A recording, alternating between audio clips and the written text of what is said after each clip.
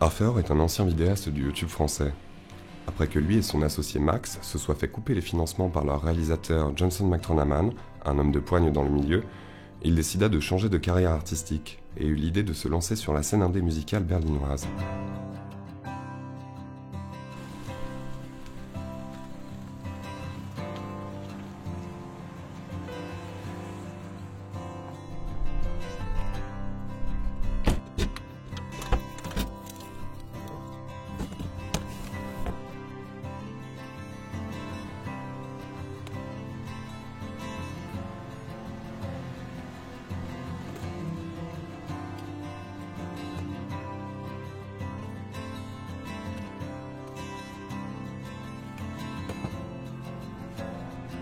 Harfer nous montre alors en exclusivité un morceau de son nouvel EP, Random People is the New Subordination of Internationality.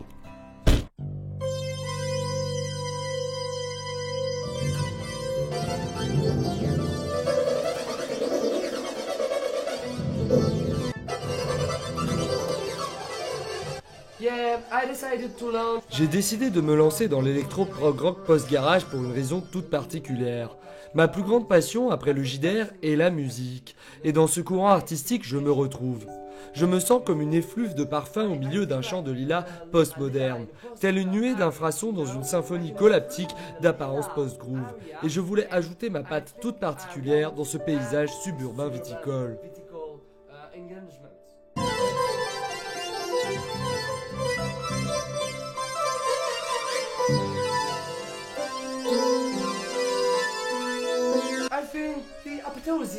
Je pense que la véritable apothéose de mon art se retrouve dans le climat post-poétique néolibéral intermarcantulaire d'une société nécrosée par un afflux infra-émotionnel de consonances intramétropolitaines. Harfer, tu sais combien de temps ça fait que je te cherche? C'est quoi cette merde là? C'est quoi cette merde?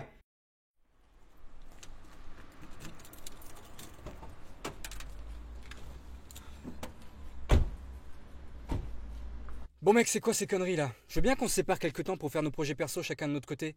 Mais là, cette idée d'artiste prog à la con de mes deux, c'est quoi? C'est de l'électro-prog rock post-garage, putain, c'est pas compliqué à retenir. Puis là, ton usine de pangolin pour je sais pas quoi, de move pour pangolin. Attends, qui t'en a parlé de ça?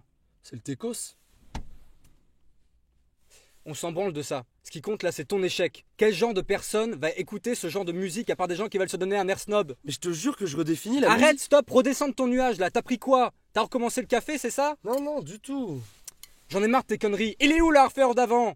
Allez, on se remue les miches et on s'y remet. Mais avec quel argent? Je t'expliquerai. Contact, on s'y remet. Ok.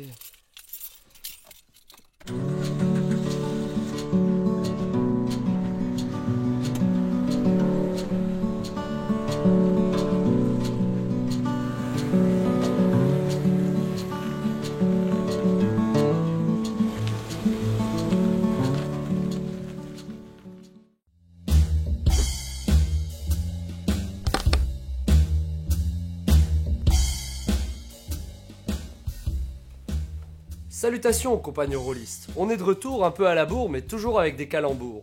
Mais de quoi allons-nous parler aujourd'hui? Eh bien des différents types de joueurs dans le jeu de rôle. C'est parti! Comme vous le savez, le jeu de rôle est généralement un loisir collectif et comme dans tout bon groupe, il faut avoir une notion de gestion de celui-ci. Ainsi donc, cher MJ, vous allez avoir en face de vous des... Vous allez donc avoir en face de vous une flopée de...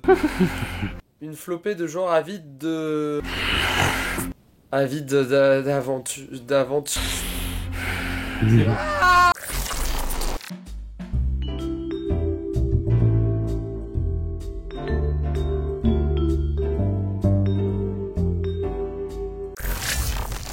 Face à tous ces joueurs de tous horizons, vous allez commencer par être perdu. Puis, au fur et à mesure, vous allez vous rendre compte que l'on peut dénicher parmi tout ce peuple des schémas types. Après les conseils sur les choses à ne pas faire en tant que MJ, voici pour vous, maître du jeu en herbe, les différents types de joueurs que vous allez croiser et comment vous adapter à eux. La vidéo sera en deux parties distinctes, une première qui présente ces différents types de joueurs et comment les traiter individuellement, puis une seconde sur comment les placer autour de la table et les gérer collectivement à partir de ces archétypes. Allez, en route, mauvaise troupe! Attention, ces conseils ne sont pas à prendre au pied de la lettre, et cela peut varier en fonction des JDR joués. Pour commencer, chaque joueur a des motivations différentes pour jouer au jeu de rôle. Certains chercheront le côté artistique du jeu d'acteur, d'autres seront en quête d'univers à imaginer, quelques-uns voudront du frisson, etc. Une telle diversité de recherche implique donc forcément des attentes différentes et donc des profils de joueurs différents qui se construisent. Ainsi, on peut discerner plusieurs archétypes, et on va voir dans cette première partie de vidéo comment les traiter.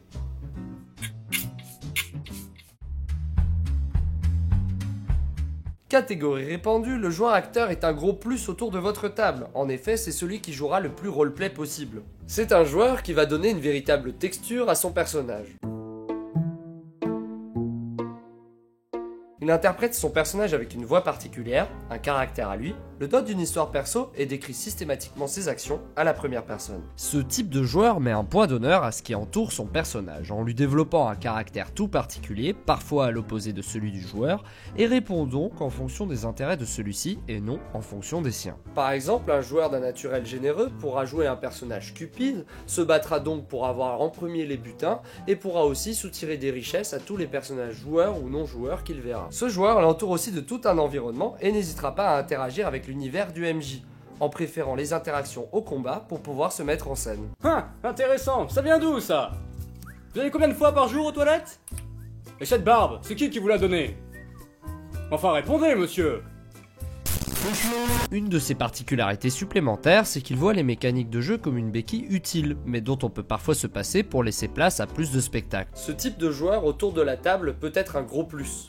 Mais il faut faire attention à un certain nombre de choses avec lui. Tout d'abord, il faut mettre en valeur son action pour favoriser le roleplay des autres, lui mettre des situations où il peut le mettre en scène, lui permettre de mettre en place des éléments créatifs pour vos scénarios et campagnes, et lui permettre d'étoffer le background de son perso. Mais attention, il faut aussi faire gaffe à ce qu'il n'ennuie pas les autres joueurs en prenant trop de place. Ok, donc je vais voir le vieux et puis je vais lui dire. Moi aussi, je vais voir le vieux et je vais lui dire. Je vais lui demander pour le trésor. Je vais lui demander aussi pour le trésor notamment.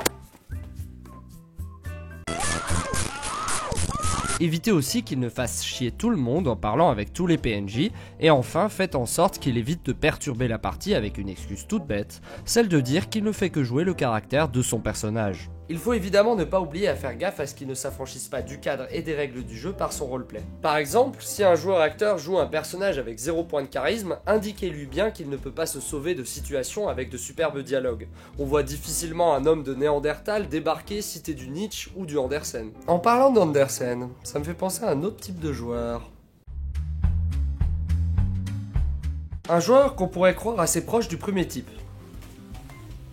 Mais qui au contraire en est assez éloigné. En effet, le conteur, lui, ne porte pas son intérêt premier sur la motivation ou le caractère des personnages. Il voit le JDR comme un média parmi d'autres pour raconter une histoire dans un univers donné. Ainsi donc, pour lui, rien ne doit entraver le déroulement et le dénouement du récit qui doit être la priorité de la partie de jeu de rôle. Le conteur est une personne agréable qui va enrichir votre tablé grâce à des personnages à l'historique détaillé et à ses efforts pour faire partie intégrante du récit. Ce joueur attentif sera friand de scènes dramatiques et adorera retomber sur des PNJ récurrents qui montrent de manière explicite le fil scénaristique. Je vais vous raconter l'histoire de Barbados. Je vais plutôt vous raconter mon histoire. Et bien sûr, ce qu'il préfère, ce sont les intrigues. Ainsi donc, avec ce type de joueur, il faut aussi faire attention à un certain nombre de choses. Il faut tout d'abord lui proposer de quoi enrichir l'histoire de son personnage avec l'aventure que vous lui proposez, et lui donner bien évidemment de l'intrigue car il en est friand. Vous pouvez aussi profiter de ses goûts pour l'intrigue pour aménager des moments de narration partagés.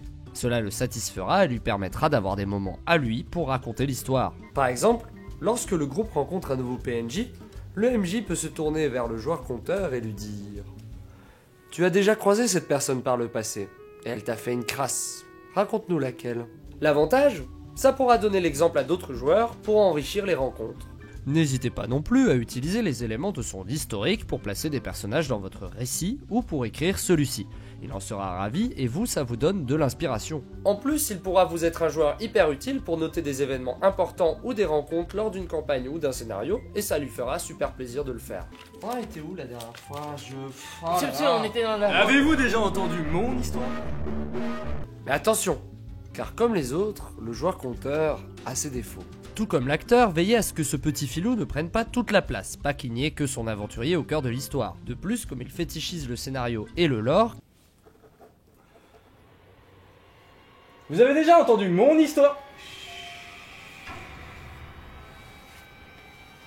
Qui est l'ensemble des éléments d'un univers, veillez à ce qu'il n'impose rien aux autres dans sa vision du récit. Parfois, il peut demander à ne pas respecter les règles et ou mettre de côté les motivations perso de chaque aventurier pour arriver à une conclusion scénaristique. Donc faites-lui comprendre que c'est vous le boss. Et en parlant de boss, il y en a un qui va tenter de le devenir par la force. C'est le joueur bastonneur. À ne pas confondre avec son cousin le gros Bill, cette catégorie de joueurs est plus simple à gérer que d'autres. Son love, son rêve, c'est de péter des tronches. Pour se défouler, pour se sentir supérieur ou tout simplement pour poutrer du méchant. Beaucoup de joueurs aiment la baston, mais pour lui c'est le centre de son activité ludique.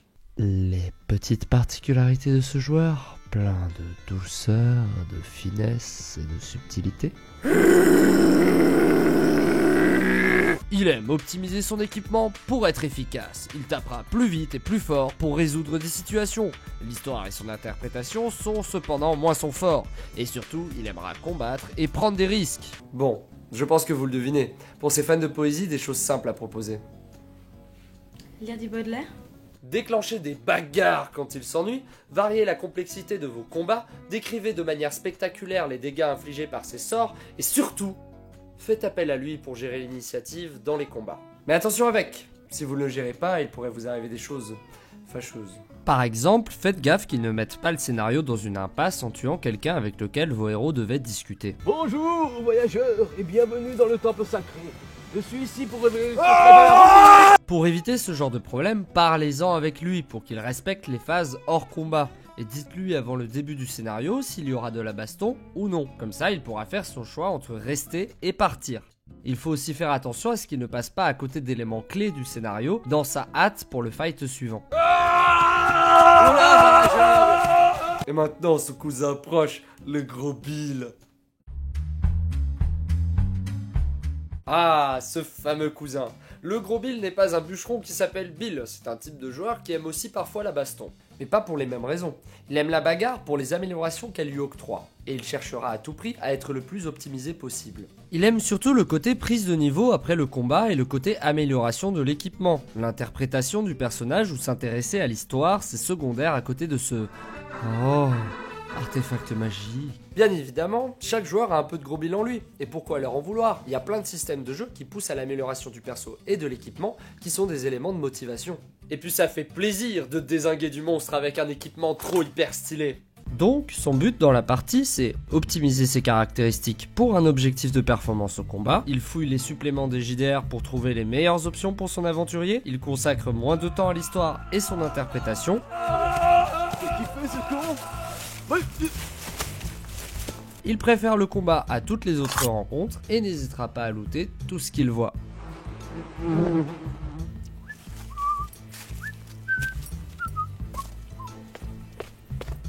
Heureusement, des carottes à lui proposer et les problèmes sont réglés.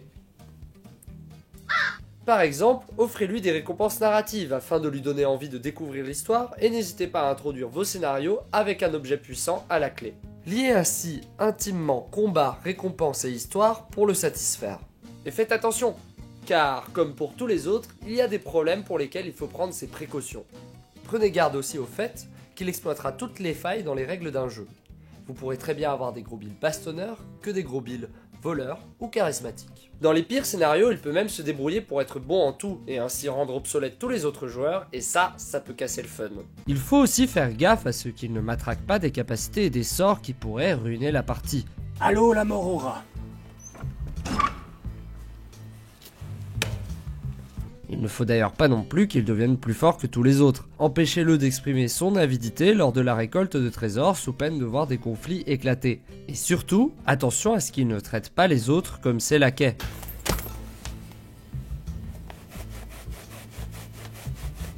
Surtout, s'il y a un impulsif dans le lot. Là, ça pourrait éclater. Le joueur impulsif est... Oh putain, tu veux te fighter, c'est ça?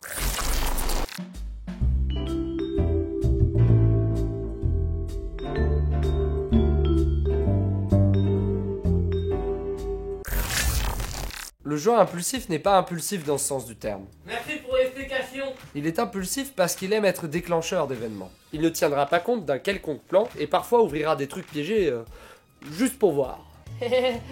Juste pour voir. Juste pour voir. Juste pour voir. Il aime le frisson et le risque et défie l'autorité pour créer le challenge. Il peut être à la fois un élément perturbateur mais aussi un facteur d'amusement car il créera des événements cocasses que les joueurs pourront se raconter au coin du D20. Ça c'est bien vrai, d'ailleurs ça nous donne bien du grain à moudre. Oui, et de belles anecdotes à raconter des années plus tard. Et pourra relancer le punch d'une partie au moment où on est dans le creux d'une vague. Il aime déclencher des événements, prendre des risques insensés et déteste ne rien avoir à faire. De plus, il saura s'engager dans des actions décisives lorsque le jeu coince. Il faudra donc l'impliquer dans des rencontres et des dénouements du scénario qui demandent de l'expérimentation, accepter son côté aventureux et ne pas pénaliser ses coéquipiers, tout en maintenant tout de même des situations délicates. On peut par exemple intégrer un peu de burlesque dans les parties pour que ses pitreries soient sans graves conséquences et qu'il puisse se défouler. Et bien sûr, il faut mettre en face de lui des PNJ tout aussi imprévisibles. Salut papy. Bonjour voyageur. Tu veux jouer à un jeu juste pour voir? Non merci. Veillez bien évidemment à ce qu'il n'entraîne pas la mort de tout le monde et qu'il n'attaque pas les autres joueurs et ou leurs alliés. Heureusement, il reste toujours des joueurs réfléchis dans les équipes.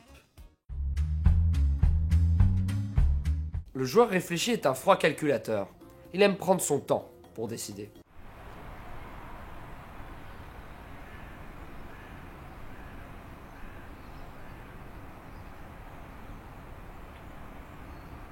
Je vais peut-être prendre un café finalement.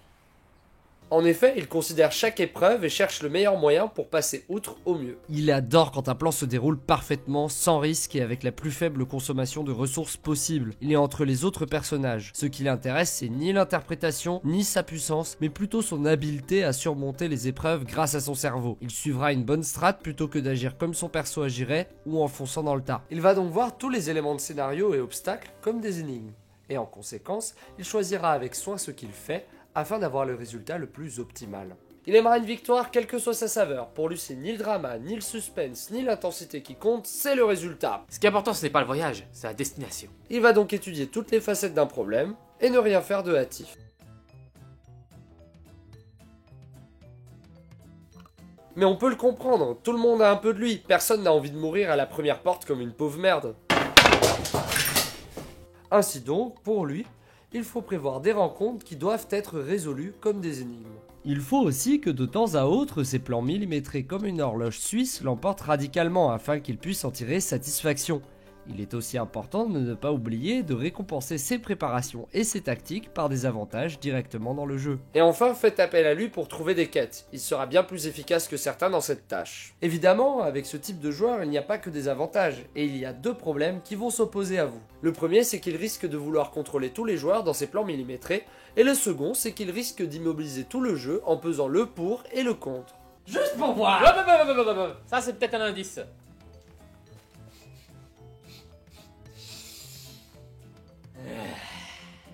Ah, et puis il y a aussi un truc supplémentaire à savoir, c'est qu'il faut faire gaffe à ce qu'il n'utilise pas le joueur observateur comme un appendice de son perso. On connaît tous dans tous les groupes des gens qui sont plus détachés et plus silencieux au milieu des batailles d'ego, et qui sont là pour partager un moment avec les autres. L'observateur est typiquement ce genre de joueur calme et discret, soit par timidité, ou juste parce qu'il est distant. Il veut participer au jeu, mais sans trop se sentir concerné, et ne s'implique pas dans les détails, les règles et l'histoire. Il ne veut pas non plus trop participer aux discussions autour, il vient pour ses potos. Mais la discrétion de ce bonhomme a moultes avantages, il vient certes principalement pour faire partie d'un groupe, mais étant plus détaché du jeu que les autres, il peut servir de facilitateur pour calmer les esprits des joueurs les plus impliqués. De plus, il facilite souvent le plaisir de jouer des autres car il prend les places laissées vacantes et s'en contente, parce qu'il ne prend pas autant à cœur le jeu que certains. En somme, son rôle est plus utile qu'on ne le croit. Mais il faut aussi agir en conséquence pour qu'il se sente à l'aise. Il ne faut pas le forcer à tout prix à s'investir plus qu'il ne le souhaite, et donc il faut accepter de fait que son statut d'observateur lui convient très bien. Cependant, vous pouvez tout de même le solliciter quand c'est nécessaire, ce n'est pas non plus un meuble. Mais il faut aussi veiller à ce qu'il ne perturbe pas les autres joueurs, en faisant autre chose que du JDR, comme par exemple en surfant sur son téléphone, ou en jouant à des jeux vidéo. Ou pire, qu'il disparaisse de la table à un moment crucial de la partie. Sinon, on va devoir envoyer l'explorateur pour le chercher. Ce type de joueur est celui qui aime avoir la découverte et le voyage au cœur de son expérience rôlistique. Il aime explorer de nouveaux lieux et rencontrer leurs habitants et adore se détacher du réel à travers le jeu de rôle. La drogue, c'est mal. Nous ne parlons ici que de JDR. Zut! Vous lui dites dépaysement, culture différente, endroit intéressant et il est parti. Il aime être assuré qu'il y a à découvrir durant une partie, il demande beaucoup de détails sur les lieux et les personnages. Il aime les descriptions précises d'endroits explorés et de personnages, donc ne lésinez pas là-dessus quand il y a un joueur comme ça à votre table. Il s'intéresse aussi parfois à l'intrigue et aux motivations de son personnage, ce qui fait de lui un cousin de l'acteur et du conteur. Pour le satisfaire, rien de plus simple. De nouvelles expériences de jeu à lui proposer, des infos cachées à découvrir, des trésors et lieux disparus à retrouver, et puis il sera comblé. En plus, ce joueur aime tout, autant l'atmosphère que les combats et l'histoire. Il fera toujours avancer le scénario de l'avant, en somme, le joueur parfait. Prévoyez-lui du coup des éléments de rencontre qui donnent de l'exploration, récompensez sa curiosité et son enthousiasme dans la découverte avec des butins ou des infos croustillantes. N'hésitez pas à lui donner des descriptions bien détaillées et utilisez un maximum d'accessoires.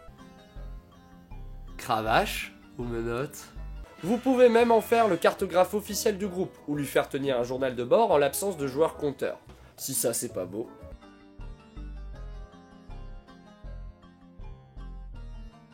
Bon, je tiens à m'excuser. En fait, c'est pas le joueur parfait, j'ai menti. Il a quand même ses défauts et il faut y faire attention. En premier lieu, prenez garde à ce qu'il n'utilise pas ses connaissances à son avantage, en faisant par exemple du méta-jeu ou ce genre de choses. Et faites attention à ce qu'il n'ennuie pas ou n'épuise pas les autres joueurs dans sa soif de détails. Ouais, je vois, ok, ouais. Et le gobelin Skibidi, il avait des parents divorcés ? Et voilà, la première partie de cette vidéo s'achève. Maintenant, vous saurez tout sur les différents types de joueurs que vous aurez autour de votre table. N'hésitez pas à nous dire dans les commentaires quel type de joueur vous êtes, à nous laisser un pouce bleu et à vous abonner à la chaîne. On espère que la reprise de la chaîne vous fait plaisir. On se retrouve bientôt pour la prochaine partie de cette vidéo qui va traiter de comment on gère tout ce groupe de joueurs collectivement. Sur ce, on vous laisse, on vous fait des bisous, à plus dans le bus.